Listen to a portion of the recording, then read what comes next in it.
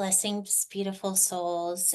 This is, I don't even know what I'm calling this episode, but it really came to me really strongly, especially after we kind of had the experience of the eclipse, and there's a lot going on around astrology. And I'm going to be super honest. I don't really resonate with astrology. That's just my personal opinion. I feel like there's a lot of programming and there's a lot to be unraveled there.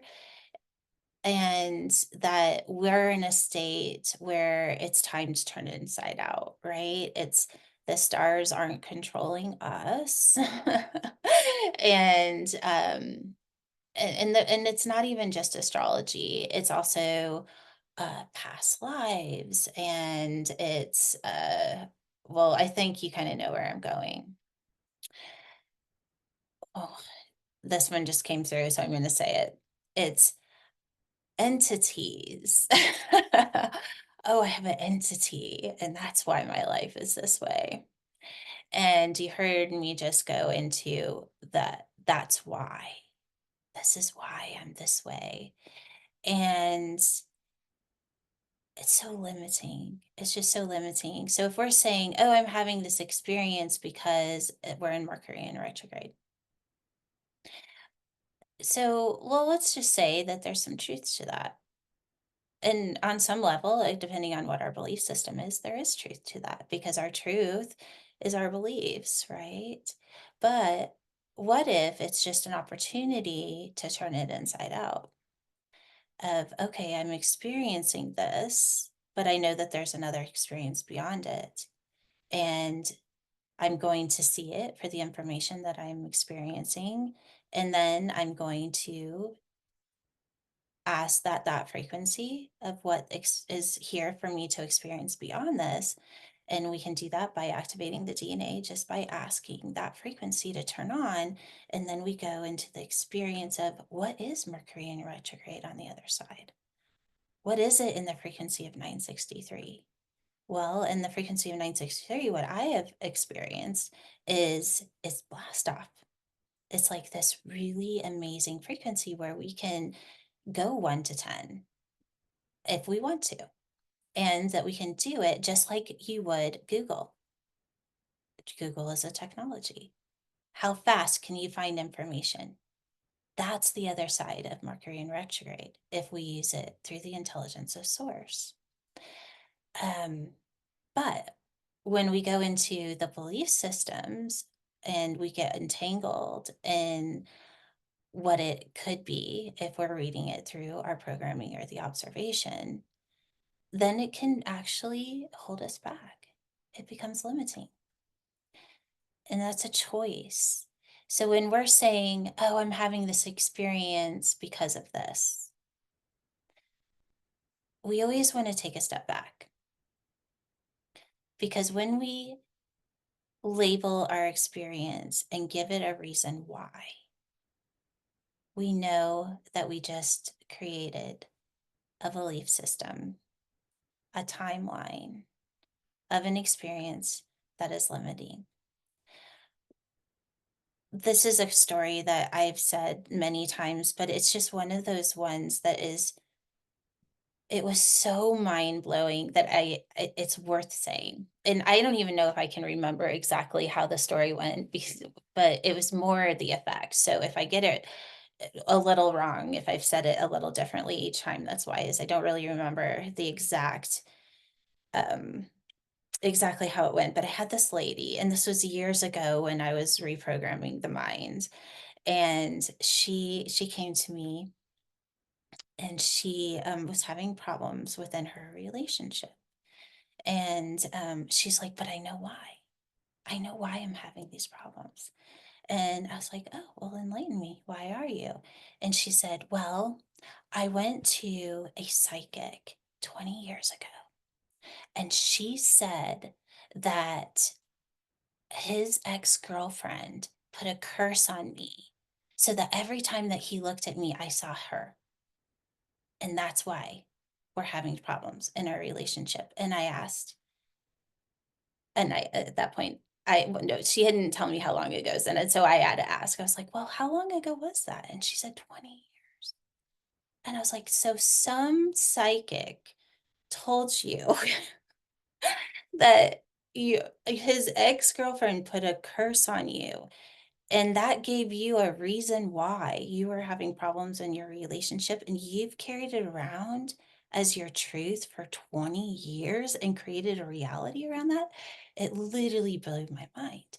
But yes, this is an extreme case. But is it? How many times when you went searching for your why did you create a reality around it? Well, now I know why I'm this way. So when I have a repeated pattern, I know why it's happening. Did it change it? A lot of times when we find out why, it gives us an ego boost because the ego all of a sudden has a new identity because it figured it out, right? And then you have this little boost of like, oh, I kind of feel better. Or another way that this could show up is, oh, I cleared that. I cleared that belief system. And now that that's cleared, I won't have to deal with it anymore. And we get this like high off of it. It's kind of the same thing. Belief systems aren't there to be cleared, they're there to be seen. That's it. Once you see it, you replace it and you become something different. It's not, oh, I have this belief system that I'm unworthy. Well, now I have to go find out where that came from. Why do I have it? Well, it was when I was 5, this happened, or blah, blah, blah. Or, oh, even better. Well, it's because in a past life, I was burned at the stake, and now I'm too afraid to show myself to the world because I'm afraid I'll be burned at the stake again. Like, in what way does that why empower you? Is all it does is it feeds the belief in the story. Why needs to go. It keeps us sleeping. And I know that a lot of people right now might be maybe not agreeing with me, and I'm okay with that. But I'm going to ask you to just stay open. Because what if we shift from the why to the what? So instead of why is this happening to me? What if it's what is being shown? And as soon as we have the information of what is shown, well, I'm having an experience with having problems with my boyfriend. And instead of it being that I have a curse, that is that he sees his ex-girlfriend every time he sees me, and I create this whole reality around that. It's like, oh, I'm having problems with my boyfriend. What is this showing me? And in that moment, well, it's showing me that I'm insecure. It's showing me that I need to work on my vulnerability. It's showing me that I have a belief system that I can't show up as myself. We read it as information. And once we have the information, we choose, what do I want it to be? I want this to be a relationship through the frequency of vulnerability and love. And then, boom, I move my focus to what I'm becoming. This is for those of you that have taken DQ with me, this is basic DQ, shifting identity. Once we see what we're identifying in, boom, we can shift our identity. So it becomes the where or the what, and then the where. What am I seeing? What's the information? And then where am I going to put my focus? Am I going to keep looping in what I'm seeing? Am I going to go searching for the why? Or am I going to shift my focus to what I'm becoming? And for those of you that are a little more advanced in this, it may be that you don't choose where you're going. It may be that you allow yourself to move into the fourth level of consciousness and you ask, what is this really? And you wait for the information to come through by attuning your consciousness to a frequency beyond your programming. So, in some cases, we may do that. In other cases, we may focus on what we're becoming. Where are we putting our focus? So, or am I putting my focus on a new identity that I have created for myself so that I have somewhere to focus that's not here? Or do I open myself up, allow a frequency to turn on, move my consciousness into that frequency, and I spend the time attuning to an intelligence that's outside of my programming? One isn't necessarily better than the other. They both are a practice to moving into a different state of consciousness, a different state of reality, and we move away from the why. So, with that, I'm going to open it up to discussion. So, give me a moment. This always takes me a while to remember how to do it. I did it pretty quickly, though. Okay, so I'm just going to open it up. So if you have a question about what I just shared, or if you have a question that has absolutely has no reference to what I just said, that's okay too. There's no limitation. All right, let's start with Kate. This morning, I always pull a affirmation card, and this morning the one I pulled was "I am my soul essence." And in the past, soul kind of had a heavier connotation, like, that's what your karma is. You have a blueprint, and it's something that you carry on and on. And of course, I know you'd have a different perspective on that. So I was wondering, how do you see soul essence? For me, the soul essence is the part of you that is aware of the intelligence of source. So you could put the word consciousness there as well. It's there's an awareness, and it's also, so the way that our bodies are operating now is consciousness is separate from the intelligence. And when we consciousness is attuning to that intelligence is when we start to raise in consciousness, not only if we're doing it through the DNA, we're not just having it happen in the way that we're perceiving a reality, but we're actually raising the frequency of our physical body. And when we raise the frequency of our physical body to the same frequency of source, then you could say consciousness or the soul becomes the intelligence. And there's no need to die at that point, because what we're actually talking about is ascension of form to meet the intelligence of source. So that would be how I would explain soul. So and I am my soul's essence, for me, that would be I am aware that I am the intelligence of source, and that awareness has an essence or a frequency or a state of being. Thank you for asking that question. Let's see, who else had their hand? Who was it? Oh, it was Marilyn. Okay. So you said it doesn't have to have anything to do with what you're talking about. So I have a question that has been on my mind for a while now. But before I ask, I just want to let you know where I'm at. So for the past several days, I have shut down everything because I feel like everything is a story, whether it's Akashic records or astrology, every religion, everything having to do with religion, education, the eclipse, everything having every thought I have about my family, about life and death, day and night, my weight, pains that I'm having. The moment I have and start thinking about these things, I see a record player and I literally whip the needle off and I hear Rrrt. It's great. And then I literally just attuned to the frequency, because I feel like everything is a story. There's nothing that's not a story for me anymore. I can't hear anything.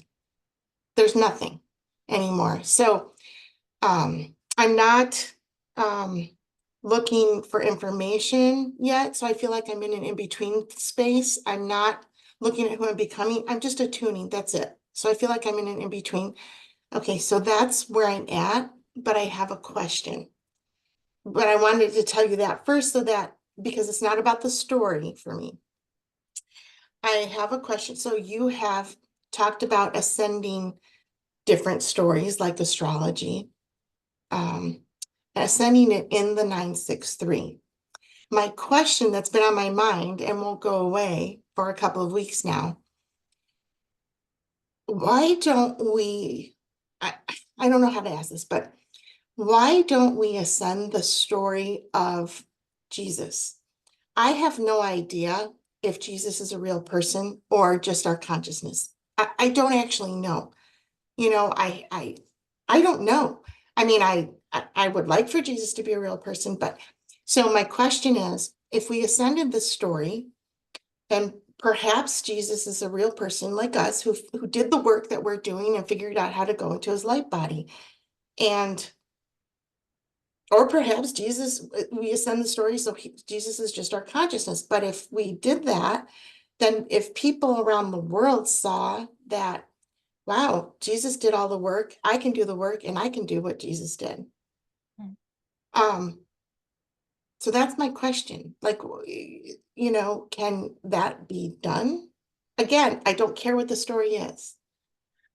I say absolutely. I mean, what you're talking about is actually a big part of my first book, was just that. And it wasn't, it was actually Jesus came to me and asked me to clear his karma, which I now just think is hilarious because somebody told me that what is it? The Christian religion doesn't believe in karma. So I think it's hilarious that that's how I received that information. But and that was a big part of releasing as taking off the crown of thorns, was that the crown of thorns represented the leaping cycle of the story and the suffering. And I did a podcast on that actually a while back, on ending the suffering. And the thing is, Marilyn, is that everything is a program, right? It's what you're experiencing right now. And what does it mean to have it ascended? It's, well, it's to bring it into the intelligence and experience what it is from there. But a lot of times it's what you're experiencing, is that it's nothing. It's just a stillness. Mhm. That there isn't a new story. It's Mm. just stillness. So you're right where you need to be.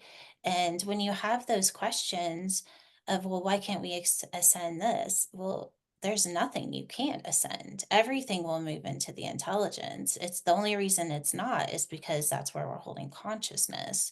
And how we experience what that is through the intelligence is our personal journey. So if it's something that you're curious about, explore that, Hmm. Okay, thank you. of course. It was fun. Thank you for asking. Sandy? I came in a little bit late, but as you were explaining things towards the end, I was about,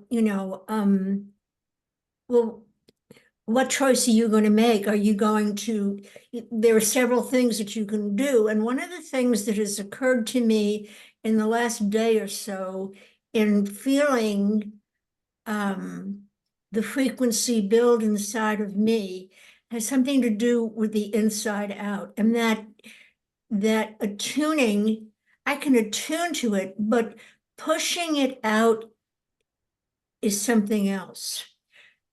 And I wanted some clarity on that, because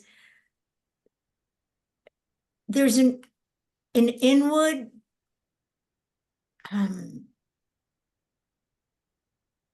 putting your consciousness inward,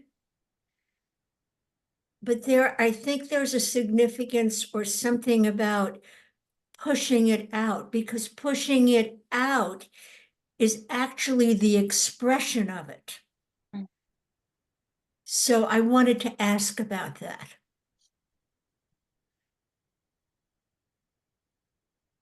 Okay.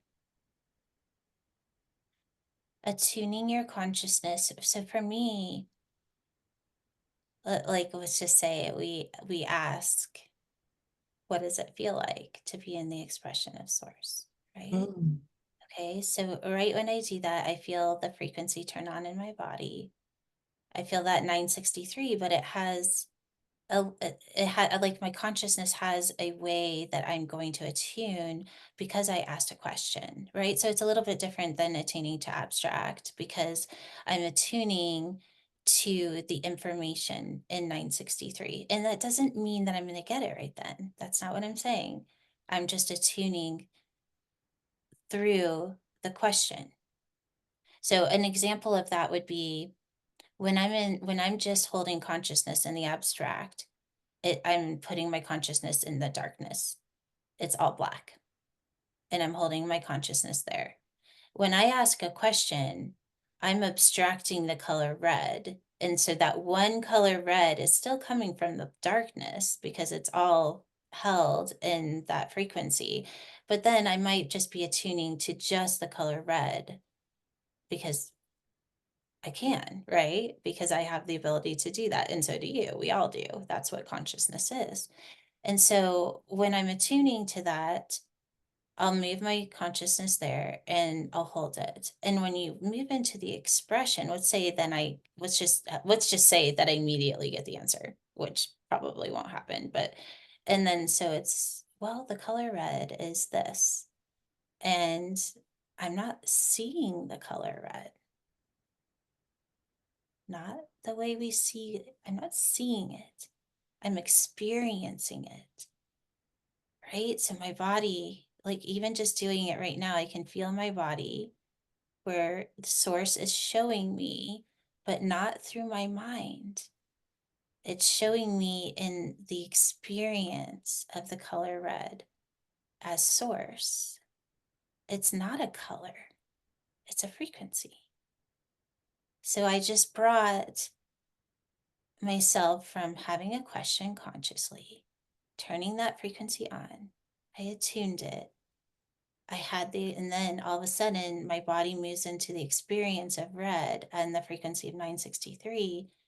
And the expression is that I'm holding the experience of it. There's times where I'll say, okay, now push your consciousness from that, and you like kind of whoop. And when I'm doing that, it's more so that I'm filling up my body with that frequency so that I'm not just putting my consciousness in one little place, that it's kind of my way of turning on my body so that my whole body is holding that frequency. And then it's easier to hold consciousness because the environment where your consciousness is completely filled with that one frequency. Does that make sense? It makes sense. And I hear two things. I hear that attune to the frequency because the frequency is coming in very strongly now. And attuning it is one thing, and asking a question is another. Mhm. So you just answered the question in, that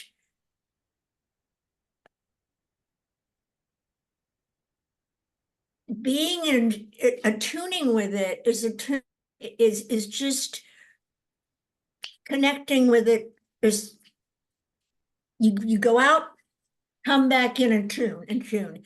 And then if there is something that needs clarity, then ask the question. So there's two things that I'm thinking you're saying in building this relationship. One is attuning, and asking a question is building the relationship. That's what I'm hearing. Yeah, so going back to shifting from the why to the what. So you're out in life and all of a sudden, oh, there's a red car. Boom. You're for some reason your consciousness you had the awareness that I'm looking at a red car. Okay, great. So I'm in observation. I have the information. I'm looking at a red car. But I also know that there's an experience beyond the programmed reality of what I'm experiencing. So then I go inside. What is the color red? And then boom. So that's just a really fun way that we can play with that, right? And then once you get the practice of doing that, you can take it to more things that maybe have a little bit more heaviness to it of, well, what is this relationship? Or what is war? Like, I mean, we can go, what is disease? We can put these bigger things there because we realize it's only what I see because it's what I see from my programming.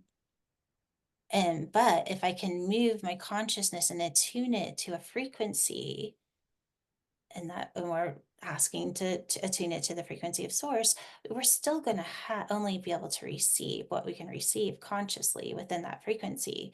But when we know what it feels like. You know what it feels like when you're in density and you're in your programming and what that experience feels like. And most of us, I'm not saying all of us, but most of us also know what it feels like to hold the intelligence. It's very, very still. We don't go in there with our minds and like, oh, well, what is it? No, that's not what that is. That's why we have to have the attuning process. And that's the hardest part of what we do, is that it isn't easy until we get really good at it. It isn't easy to shift consciousness from identifying at all, identifying in anything that has form. That's your thoughts. That's what you see. It's naming your experience, even when you're having an activation and you're sitting there going, oh, this is happening. Oh, this is happening. Now I see this. Now I see this. Oh, now I feel this in my body. And ooh, what's that? All of that is naming the experience. When we go from that to just holding consciousness in frequency, there's a huge difference. It's still, it's quiet. And there may be a little bit of the residue in the back that wants to name the experience, but usually what it's saying is it's still. And then you move back into the stillness. I love it. I love it because, it's like I was sharing the other day about, gamifying my walk and watching myself look at the trees and the grass and saying, okay, that my eyes are receiving that information. And the only way that I know that that is what it is because it's in a program in my mind. And it's what Marilyn would say, is like now all of that is like, it's not really there. I mean, it's kind of a joke because it's not really there. But we're now, I don't know. I mean, thank you so much. I mean, what can I say after all these years? That I know that I'm on the precipice of the next level of whatever that is. And, when you say just stay open and stay curious and let it happen, let it show up for you. It's rather, exciting. Mm. Yes. Thank you, Jules. Thank you. Thank you, Sandy. And just keep going, girl. Just keep going. You're doing amazing. Love you. Devin?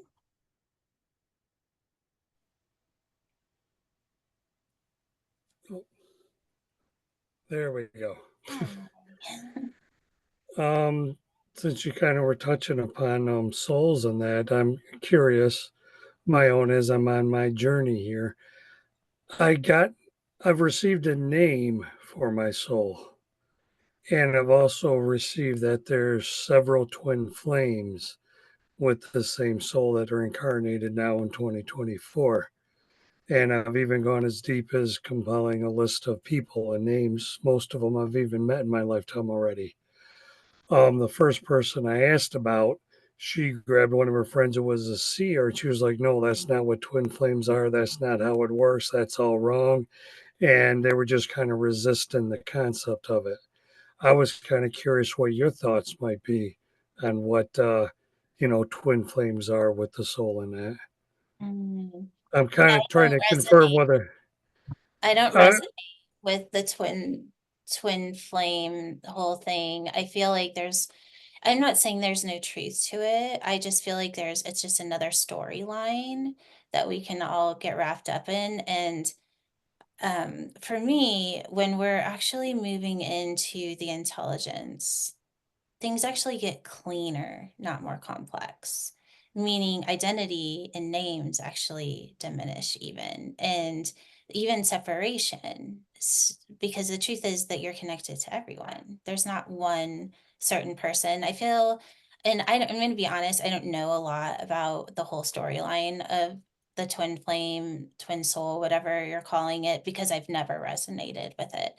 I've also never resonated with past lives either, because not that I don't believe in them, I just don't find value in them, because what it's doing is it's creating timelines and it's creating a belief system that's keeping us limited.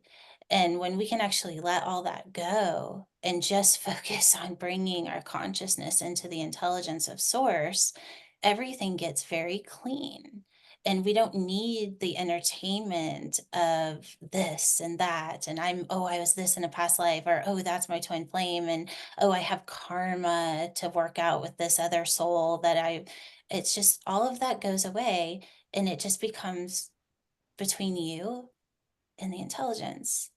And that is the cleanest space that we can hold our consciousness. And the rest of it is a distraction. And this is just my experience. It's my opinion. I'm not saying I'm right.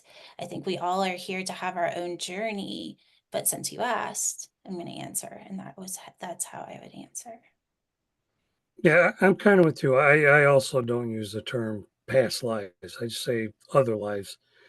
Um, and as far as twin flames, I never did either. But as I'm kind of getting a list of people to kind of, I think to coordinate and get together and say, hey, let's, collaborate on some efforts moving forward. I somehow need to describe to them what it is I'm talking about. And I think that's where that term was coming from. Mhm. And it sounds like it's going to be confusing and cause more trouble than good when I'm trying to explain it that way. I got one answer towards that, and I was curious what your thoughts were. And it sounds like the same kind of concept. So maybe I need to find a different phrase to use, a soul family or something. I don't know. But somehow we're all kind of tied together, and I'm being resonated to group with them while we're here in this lifetime, and kind of consolidate together towards efforts. I find that and that can be such a tricky thing, right? When we have insight, and we always have to remember though that our insight is always going to have an element of our programming connected to it. And so what I find is really helpful when there is collaboration with another soul, in your case, that is coming through, is instead of, oh, I had this insight and this is what I was given, and now we're going to do this, or oh, we should do this, is however it is, it's, oh, I had this experience, and this experience is guiding me to reach out to you and invite you to do something, and then it becomes an invitation where the other person has a choice in it, not that they wouldn't have a choice, but it's all in how we're inviting. It's like inviting versus, because I always have this thing where it kind of, I'm just gonna, and I'm not saying this is at all, but this is coming through for a reason, but just going back to the experience of that woman that was told that the ex-girlfriend put a curse on her, and that the psychic that was giving her that information, that was true for her. That's what she saw, and she shared it. And that truth totally changed that woman's life forever. And I feel like how we share what we say is channeling when it is directly affecting somebody's belief system or an attachment that they can come in and create a reality around it, we have to be very discerning and mindful. It's always an invitation. It could be like, oh, well, maybe it's like I'm kind of picking up on this, right? Or this could be true, but you have to allow them to have their own experience of it and have the truth come to them through their own knowing in their own body versus versus telling them. And that's why I teach tools. I teach tools because when somebody has the tools to be able to discern and to know something through an experience, it's so much more powerful than you. And that's why I am mindful of how I answer questions, because the last thing I want to do is I answer a question and it puts you in a box of, oh, this is the truth because Joel said so. No, never is that the way. And if I do, shame on me, right? And I'm not saying I'm perfect, but I always open it up for them to have their own experience of and hitting their own knowing by reflecting to them maybe something that I'm seeing, but I'm inviting them into an experience to see it for themselves through their own power and their own intuition. So I'm kind of rambling now, but that I think if you sit in with how you're receiving this information and then how you can share that information in a space of an experience or an invitation, people are going to be much more open to receiving it instead of putting it in the box. And how we use our words, unfortunately, is so huge. When we get to telepathic communication, all of those boundaries are going to fade away and you won't even have to deal with them. But for now, I think that's where I would go with that. Okay. Yeah, it's not, none of that's my terminology, but it's kind of what I'm getting to try to explain it to other people and help them relate.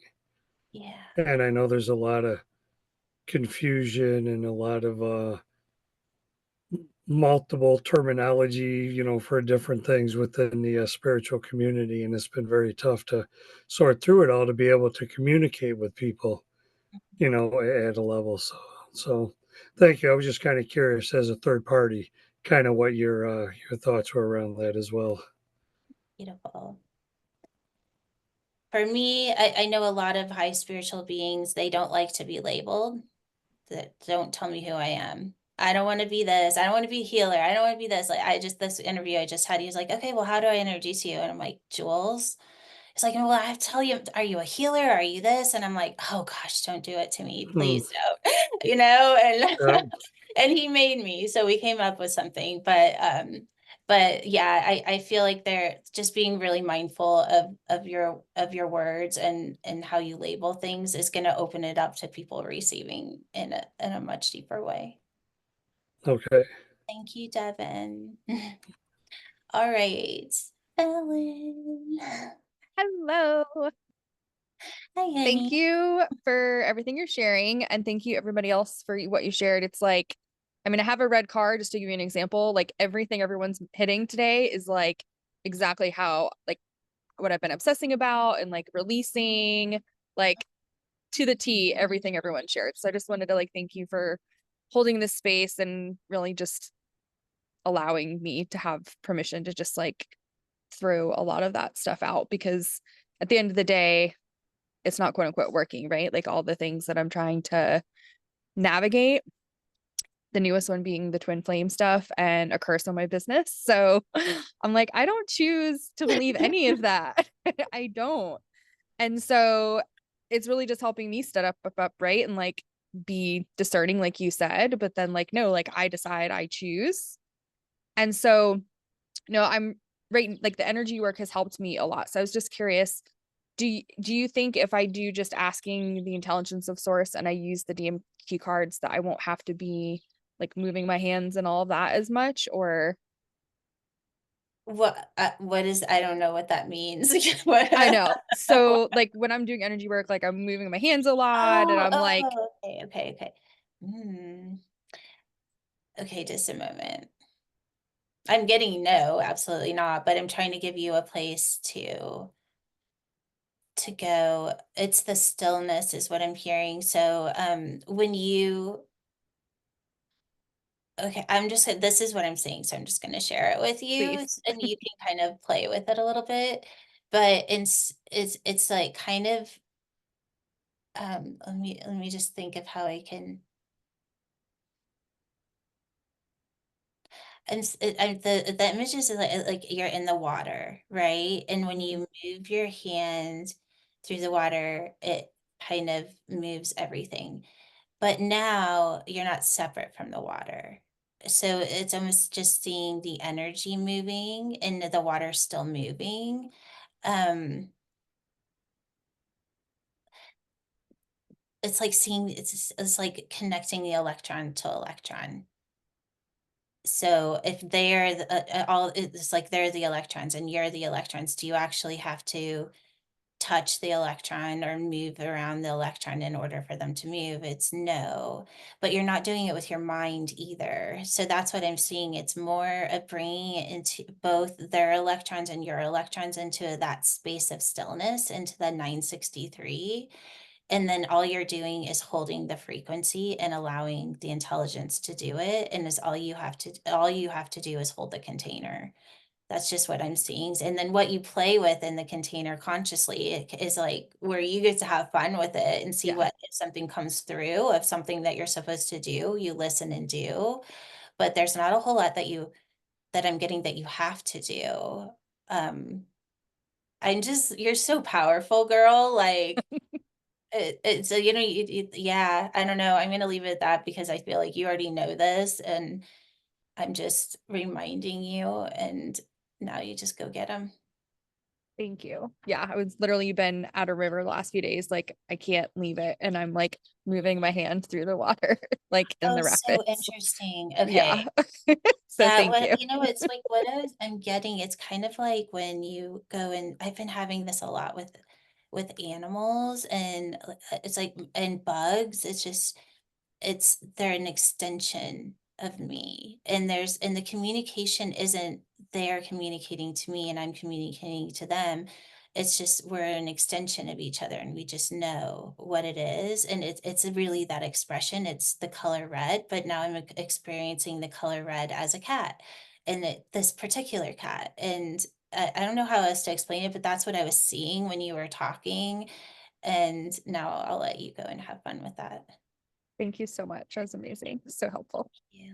Thank you. All right, we'll go one more question because I think we're running out of time here. We'll go with Mary Quinn. Mary, it's good to see your name there. Hi. The face to you. So I'm new to all of your stuff. I heard a podcast, Dave Asprey, re-interviewed you. It was awesome. So I don't fully understand all this 963 stuff, but I'm a big meditator and all that. And so I don't know, I just really like connected to it and found it intriguing. So I'm trying to learn more. But my question for today is, like, it really resonated with me when I saw your email about, how staying in the why keeps us looping and all that. So if everything's a story, then what's the truth? Mhm. The truth is that once we have a truth that okay, so I love this question because there's always going to be truth, but it's never going to be the truth.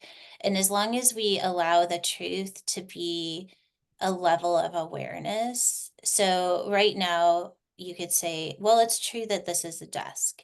I'm touching the desk. If I look it up on the internet, it's going to show me something similar. This is a desk. And we could say, okay, we agree that yes, it's true that this is a desk. But it's true because we have named it and we've all agreed on it. But is it, right? It's like, okay, well, now let's take that to something that maybe is what my truth of love is going to be different than maybe your truth of love. And so we go into a realm where we may all agree that we have a chemical response called oxytocin, that when we have the experience of what it is to fall in love with somebody, because we all have a chemical in our body that's running in a similar way. Is that love? Well, no, it's a chemical, right? So we can start to dissect different levels of truth. But when we get to the place where we're just asking for universal truths, that's when we start to expand consciousness, because we're asking, okay, this is what I can see, and this is what I experience as truth, but is it really, right? And we ask that question, is it really true? It's true in my experience, but my experience is programmed. Because if I'm naming my experience, I know that I am naming it because I pulled it from a filing cabinet of an experience, and that is a program.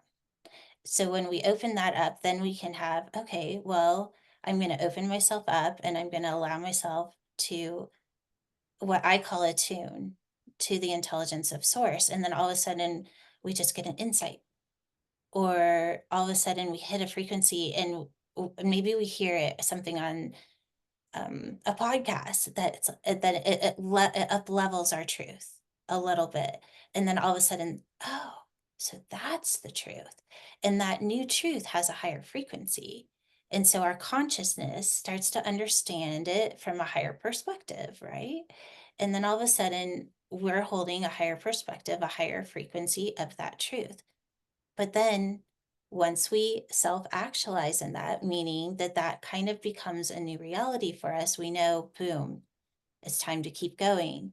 Because if I hang out here too long, then it's going to start to create a timeline and a reality around a truth that becomes a new program. But there's an attuning process where we want to self-actualize in a new truth. So it moves from our mind of like, oh yeah, that makes sense. That's true, to a knowing of, I know that's true. It's a feeling in our body. And when we hit that and our body knows it's true, as hard as it is, we open it back up to allow it to go to the next level of truth, because otherwise we start to wrap belief systems and all of these things around that truth. So a truth is a knowing, but as soon as we take that knowing and we start attaching things to it, then we lost the truth. Does that help? Yes, definitely. So I always say, you know it's true until you know it, and then you don't know it anymore. And you always ask for the next truth, because there's always going to be something beyond it. And if you guys know me in any way, you know I change my mind and I change this and I change that, because I hit it and I'm like, oh yeah, that's it. And then I'll start to create around it. And then it's like, nope, it's going to be this. Oh, sorry, now we're doing this. But I always have to go where it's led. And I appreciate you guys allowing me to do that, because I really do. I live the intelligence. And there's one thing that happens when you do that, is that everything changes consistently.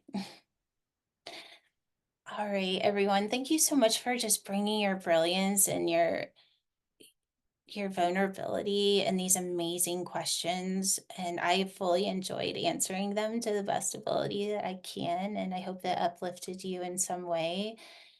And that's all I have. I love you all, and we will see you next time.